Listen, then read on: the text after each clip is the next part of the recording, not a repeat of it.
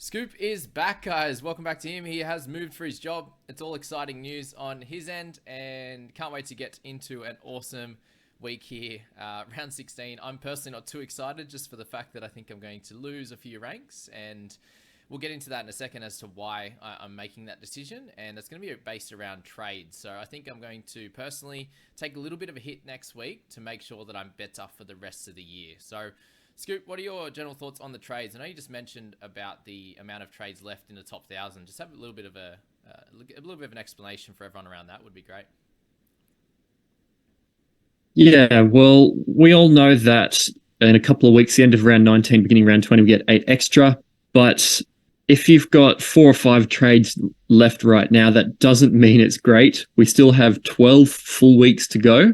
People are going to get rested at the end of the year, especially if they're going to make finals. There's buys near the end of the year. You really need to plan hard and make sure that you're not down pretty much to zero by rounds 20, or even with those extra 8 trades, you could be struggling. So things like the round 17 buy, when some really relevant teams are missing, and planning and playing around with that, especially with guys like Hynes being available this week, are really, really important going forward, making those decisions. Beautiful. And yeah, obviously the big thing now is if you're sitting with 6, or on our screen here, we've got the people squad with 7. That seems to be fairly normal. Obviously the average at the moment, top 1,000. You have a couple more than that. Which is always very, very helpful, I'd say, to be able to get into a great position heading into your final 17, final 18 there. My biggest issue with trades this year is because there's a team each and every week that has a bye, obviously following the origin period as well. It does make it that little bit harder to have 1 or 2 players that aren't playing in your team each week, or that you don't want to play in your 17.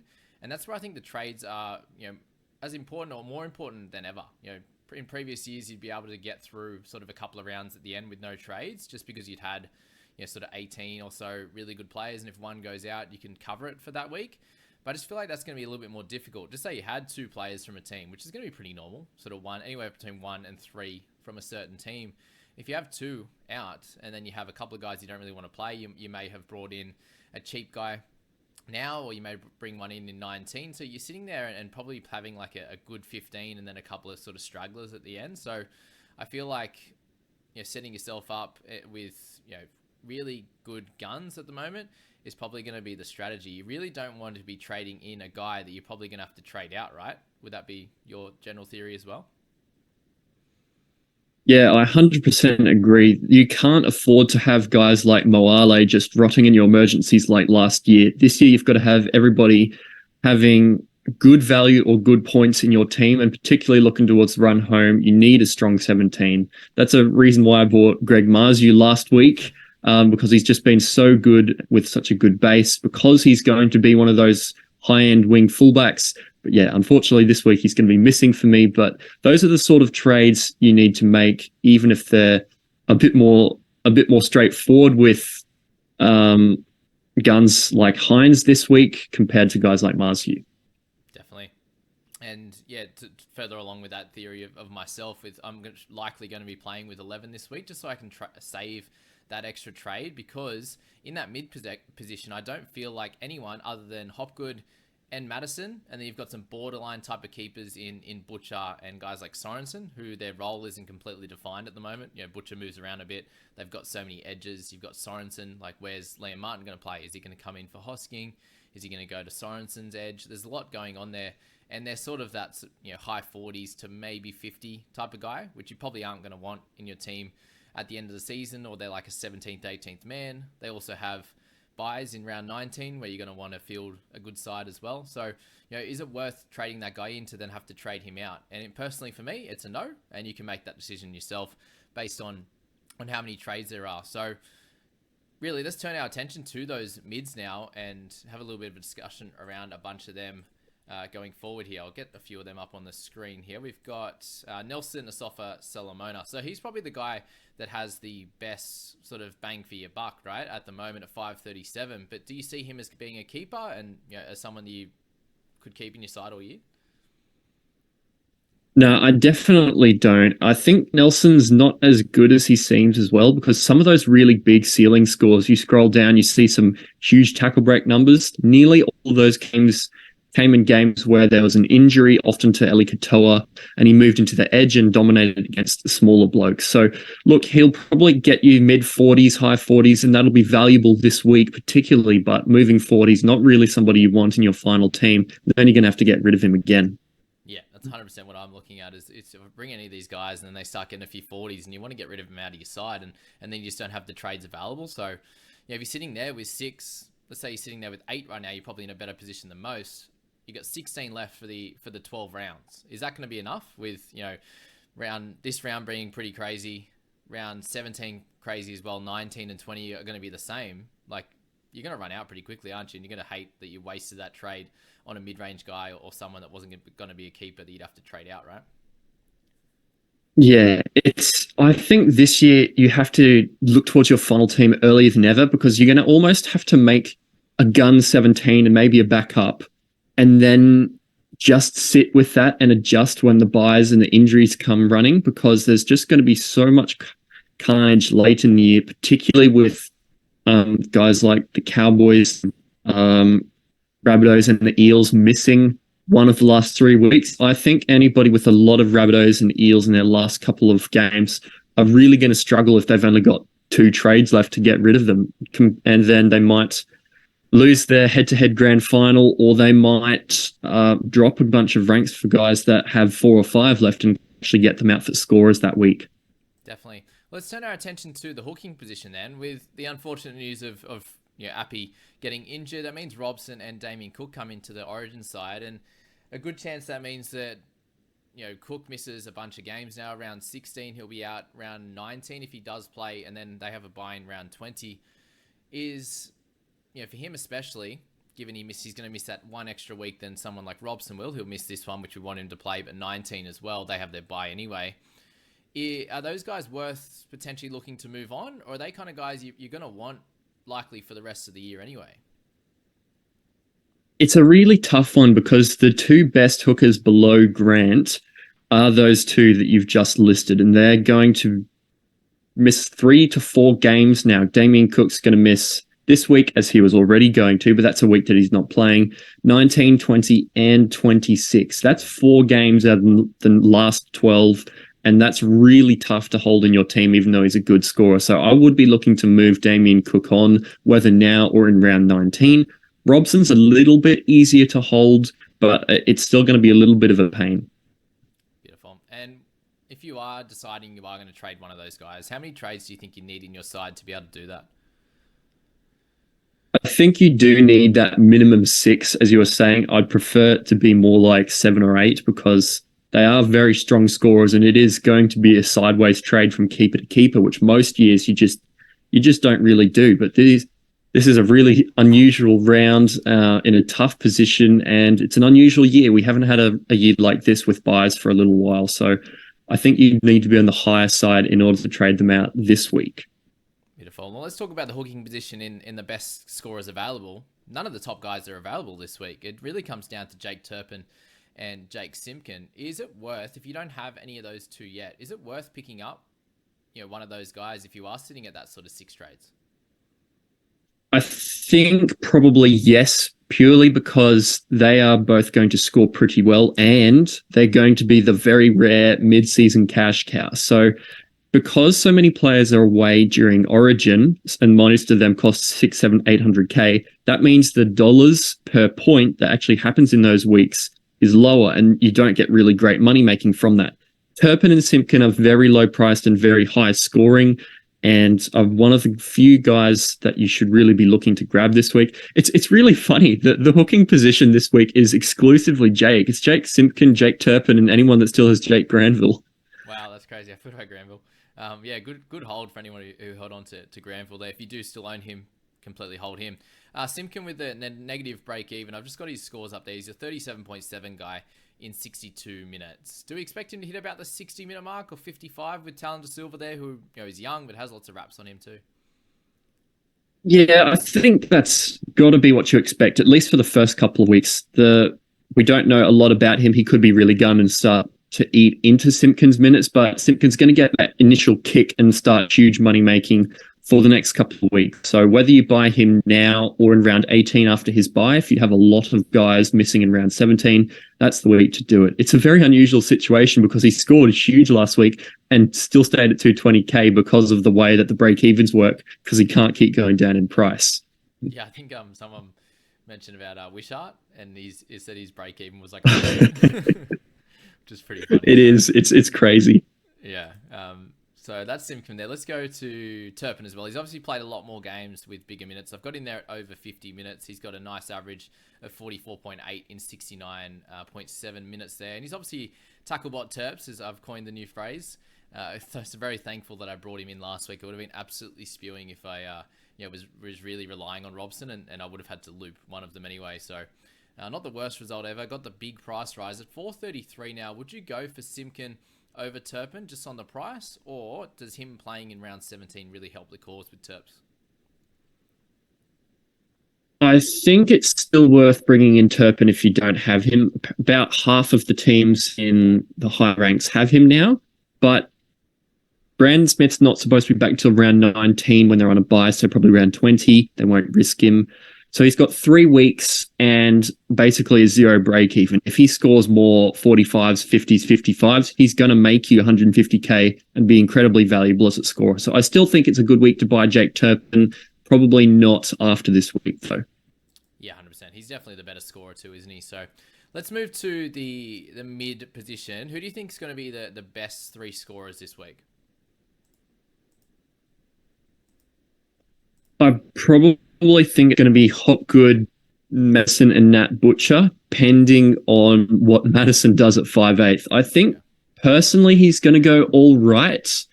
He's used to play 5'8" a long time ago back at the Roosters and averaged mid-40s, but that's a while ago now. He's a bigger body, more skilled, more advanced. He could make more meters and bust a few more tackles, especially if he's got the ball in his hands. But it's all speculation. He might drop a 38, but equally, I reckon there's a good chance he could get a 60.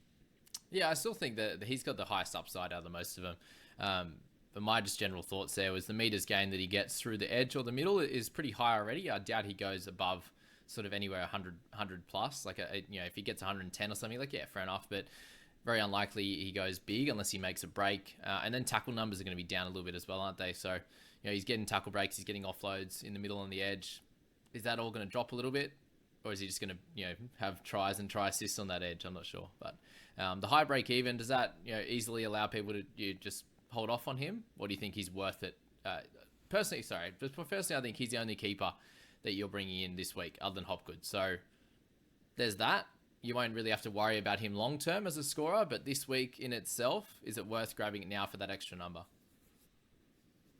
Yeah, it's a tough decision that a lot of coaches are very split on. I've had conversations with people right up the top of the rankings that say yes, and others right next to them that say no. So it's very split and probably a matter of opinion as to whether you bring him in, because that break even and the lingering calf injury, because they have a high re-injury rate, it's just very much high risk, high reward, like there was with Ponga a couple of weeks ago, and now it's gone on the good side for Ponga.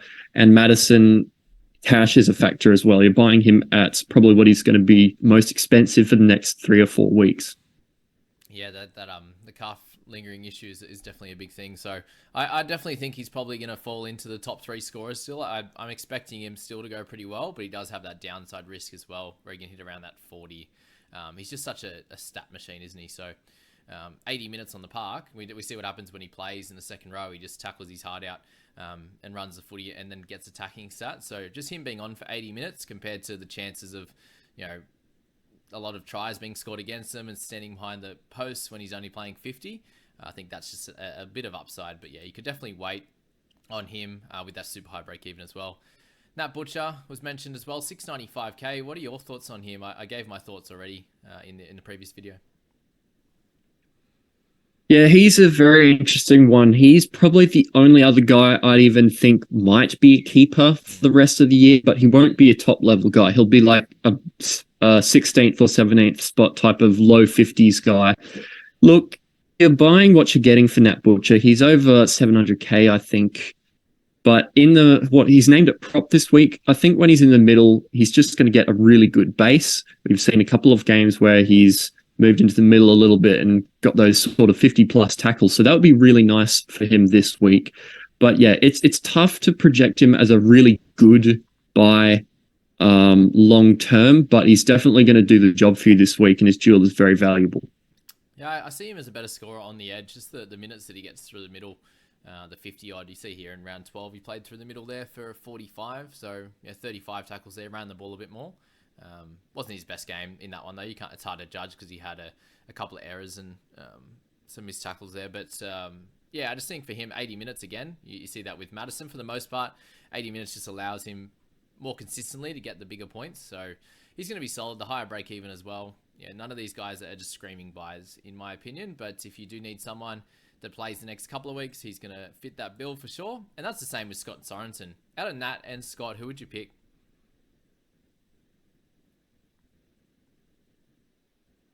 It's so hard to choose. I'd probably look to go Butcher just just because Sorensen's a little bit more expensive and there's a little bit more uncertainty as to what's happening with Hosking. Sorensen's kind of doing exactly what Hosking had been doing for the last month, but has also got the mid duel. So that's very helpful for this week. But yeah, you don't know whether you're going to get a 38 or a 60 in 65 minutes. It's a little bit hard to have him as a gun every week because there's going to be those down weeks. Yeah, just there's no consistency, is there? And that's where I'm thinking here. Like most of us are sitting there with like a DeBellin, a Horsburgh, a Joe Tarpany, a Tohu Harris, these types of guys. Is it worth getting another mid that, yeah, as I said, is probably not going to be in your top 17 at the end, especially when you've got Hopgood that's probably going to be your third or fourth mid. Most people have four at this point, with the guys out on bye. And then, in the edge position, we're looking at, Bateman's, the IPAPs, Dave Fafita, post-Origin.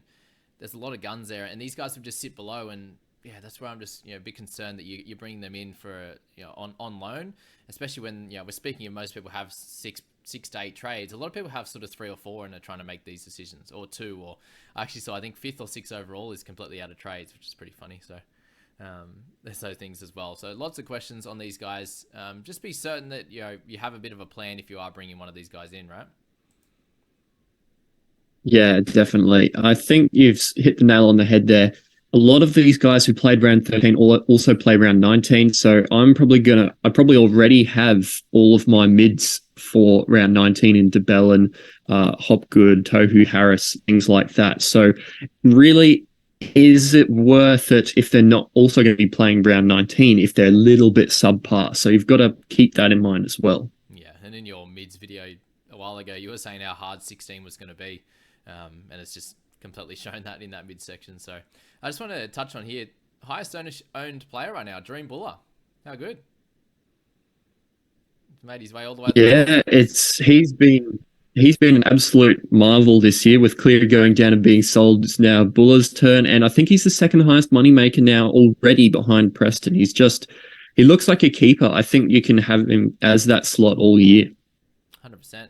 Nico Hynes at 43.77, so he's in third spot. He's only up 1.7%. Do you think that Hynes is the guy that most people should be targeting this week? He's a little bit of a discount as well, at under $1 million now.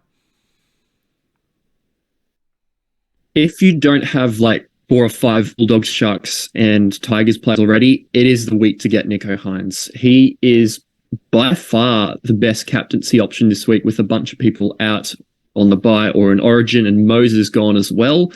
So if you have him and your head-to-head opponent doesn't have him, it's going to be very tough to catch you if you have an equal amount of players. I'm really torn as to whether I bring him in this week because I have 4 already in IPAP, Preston, Oluwapu, and Dream Buller, and I'm just debating whether it's worth buying Hynes and selling Oluwapu early or not. I'm probably not going to do that, but there's a good chance that I might end up bringing him in and captaining him. Yeah, that's the thing. It's thinking about round 17 as well. I think the accumulation of points across these 2 weeks is what you need to think about with your squad. If you are going to be really, really good next week, are you, skimping on round 17 or round 19? Maybe you've got guys that play all the way to 19. but then you've run out of trades by that point, and then you fail in 19. So just have at least a 2-week play, but even that 4-week play and thoughts and plan is going to be the best one there. So in that half position, who do you think are the best two at the moment? We've got a lot of us playing Hynes and Oluwapu, but if you don't get Hynes, who's that next best scorer? I probably think it's actually Ponga. Like, Matt Burton's available, there's a good chance that he'll be second, but Kalen Ponga back at fullback has shown why he's a fullback, and he's basically turned down Origin this year and is going to be available. We don't need to worry about him missing or backing up, so he's on fire at the moment. Break-even's low. He's still cheap and a lot cheaper than what he's going to be soon, even though he's made some money already. I'm buying him this week and plugging him into the halves. I'm even considering captaining him, but I'm probably still going to go Hopgood. We know you with your captaincy choices the last 2 weeks. I don't think I got to see you since the Jack DeBellin captaincy, did we? No. That was a couple of weeks ago, wasn't it? Yeah. But you obviously got a few points. I missed Cleary, but I had DeBellin who got injured anyway, yeah. Yeah, so you got a few extra points, but that was a fun one for sure. Ponga, just the effortlessness of him scoring, especially against the Broncos last week, I think was the big win for him. Him at fullback is just such a different proposition, isn't it? The meters gained is so much higher. He's still kicking same or more. He's kicked more the last 2 weeks than he has all year. Just looks like he's just clearly focusing on Newcastle at the moment, and has started both the last few games really slow, but then has absolutely turned it on. And this week is a nice matchup, isn't it, against the Roosters, who are missing a few players but are very much out of touch. Yeah, they just haven't really been Roosters we know this year, and no Teddy and Lindsay Collins. He could be really in for a good score. Against the Broncos, he went well, and the Knights actually nearly managed to pull off a win. So I actually reckon the Knights are going to get up this week, and Ponga's going to have a good one. Beautiful. And that's a good point there about him moving to the half position if you need. If you're sitting there with Ruben Garrick, the ton man, Buller, Drinkwater, then you could just slot Ponga up in the halves and not get Hynes. That's probably the only way I would suggest to not pick up Nico. Or you have Matt Burton and Oluwapu, you can kind of play that one as well. But then thinking about round 17 and being able to fill each and every spot. Because that's the thing. You've obviously been looking at that, but just to remind everyone to make sure that, yes, next week you have 17, but remember, if you don't have, just say you don't have a hooker next week, or you have a Reed Marnie or something like that who plays this week but misses next week, you're going to have to trade in a hooker to get 17. Or, if you have Oluwapu and Burton, then you're missing out on some halves and you're going to have to trade in a half. So just be aware of that when you're making trades this week as well. Something we do forget about. It's like, oh no, I've only got 4 out, but it might be, in the edge position is probably the best one actually, between Preston, IPAP, and Bateman. A lot of people have all 3, right? And they're looping between or trying to do something like that. But then next week they have no edges apart from like maybe Hopgood. So something to think about for sure. Where's your team at with that? My team currently has IPAP and Preston sitting there, so I'm going to have to probably field Hopgood and Madison, move them down from mid to edge, or maybe even play Lemuelu at edge. We'll see what happens and how I can rearrange it. Okay, yeah, as long as people have a plan, right? That'll be good. Let's turn our attention to a slightly different position here and a different price bracket in Semi Valemei. He's actually been brought in by about 1% of teams this week. Yeah, 1% of squads there. I did look at the who's hot, who's not list, and it's actually pretty solid. The who's not, there's probably only a couple that people are trading out. The Lemuelus of the world, we'll speak about Mitch Moses and Robson, but everyone else basically I think is good trade outs in Aikatoa, Eli Katoa, Cam Pereira, Jackson Ford. Still people trading out Cleary, Coruscant, Wiramu Greg, these type of guys. So that looks pretty solid, but Valemei popped up on the who's hot, and I thought that was the only real interesting one. Other than that, I think everyone's making good trades this week, so shout out to you guys. But let's talk about Valemei. Is there any interest in him, or do you think Kyle Feld keeps his spot? I think Valemei has a chance, especially after that storming performance, and they will need to look to the future because Felt is on the older side. But yeah, you can't expect him to do what he did against the Storm every week. 3 tries, 3 line breaks, 6 tackle busts.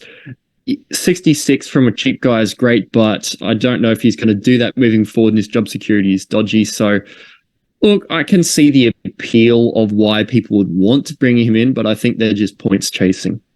Yeah, and he's a bit too expensive, isn't he, to be like a cash down type of thing. Yeah, so we kind of mentioned a little bit before.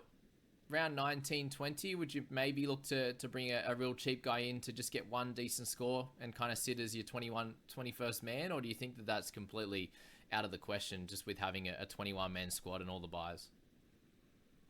I think you can probably only have one this year, or like you'd have to have an absolutely amazing team, and then you could have two. So I think for most people, it might have been what Peter Mamouzelos in round 19 would be the one, but Jake Simpkin is now available, so you wouldn't be going for that. So probably late season, you might want to do a cash down to get like a gun 17th man.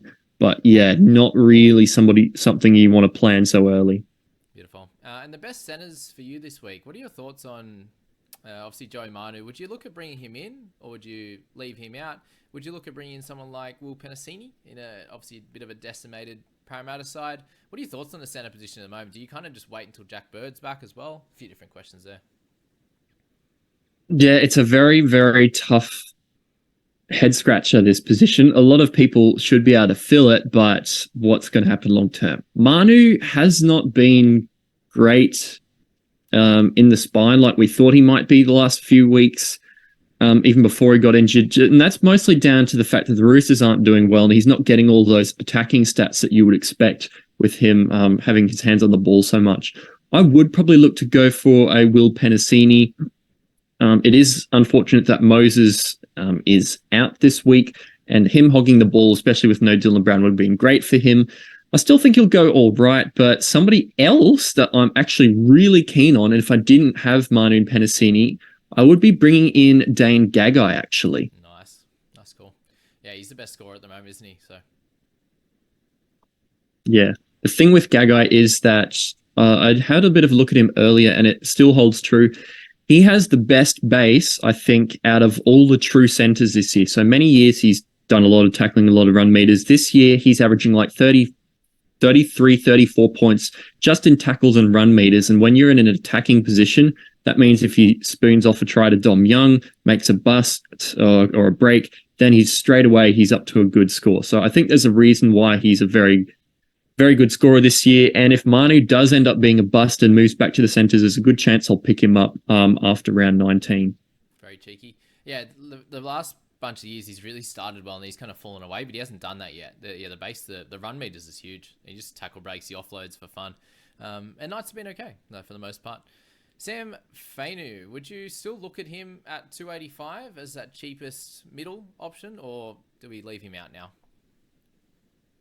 No, I think it's time for us to accept that he'll probably be a bust. There's Tuilagi rumors that he might even be back next week, and he's might switch to the bench again late.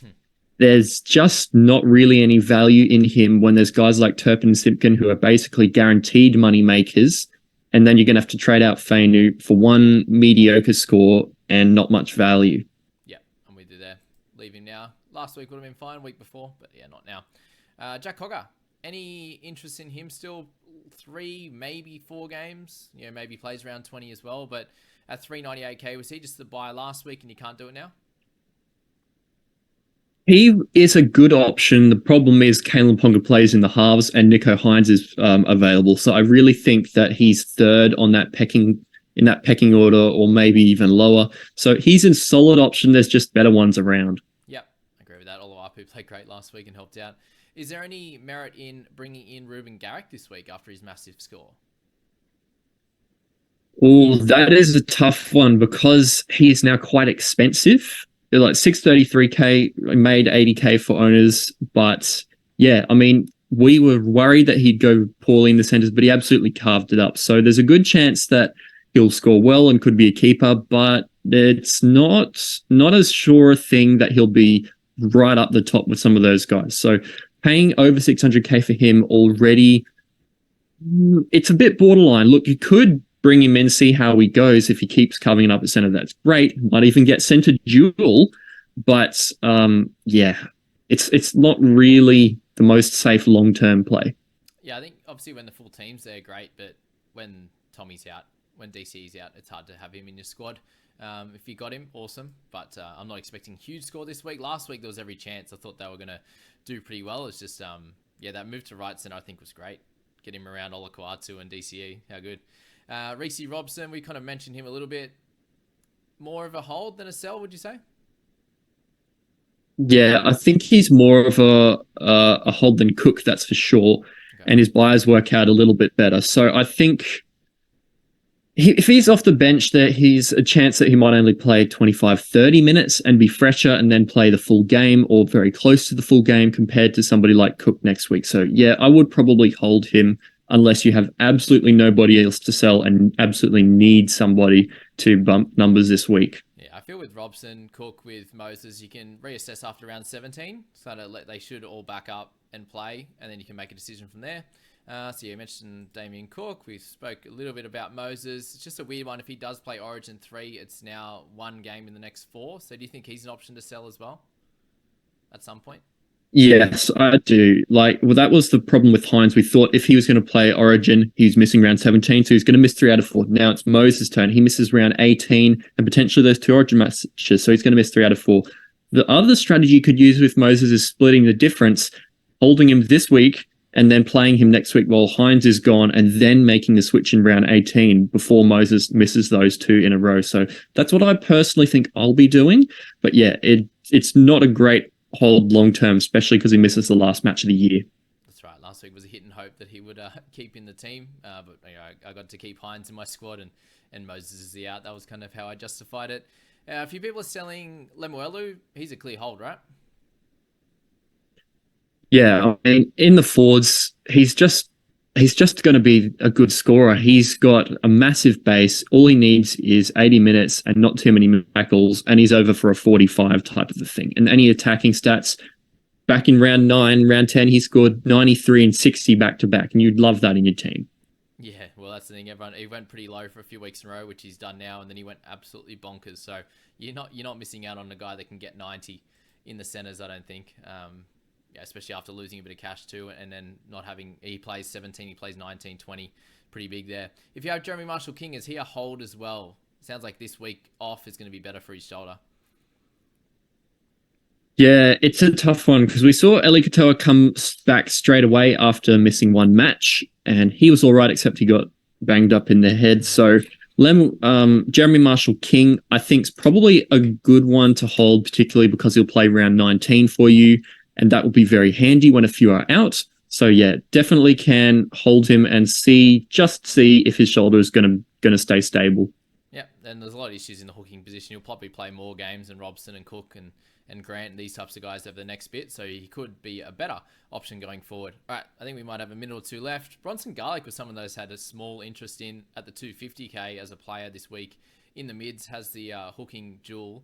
I think he'll score really well this week in sort of 55, 60 minutes. And, if there is an injury to Harry Grant, he becomes relevant. So it'd be very much a hit and hope, I think, with Garlick. But for anyone looking to make that risky trade in, I just wanted to mention that as well. Yeah, it's really, you'd have to pray that Grant gets injured. And I don't think you can really do that for 1 week. No, I agree with that. Any thoughts? Any further thoughts on your trades, mate? And where you're at with your squad? Yeah, no, I'm going pretty well. I've locked in Kalen Ponga into my halves, traded out Jack Bird. I just don't like how his knee might be managed going forward. And Joe Tarpney, been just underwhelming, hasn't delivered, goes to Ryan Madison. Okay, awesome. A massive score for you last week, just under 1,100. Got you, about halved your rank, didn't it? Yeah, down to 264, so hopefully push up into the top 250 and beyond. The NRL Fantasy Analysis boys are doing really well. Hopefully I probably only just outside the 100 after this week is the goal with my 11, unless we have a massive one from Hynes and a few of the random pods. We need Trent Leoro to get a 55 this week, would be great. I wish you guys all the best of luck, and I hope this video helped with your trade management and being able to pick the right guys this week. Good luck.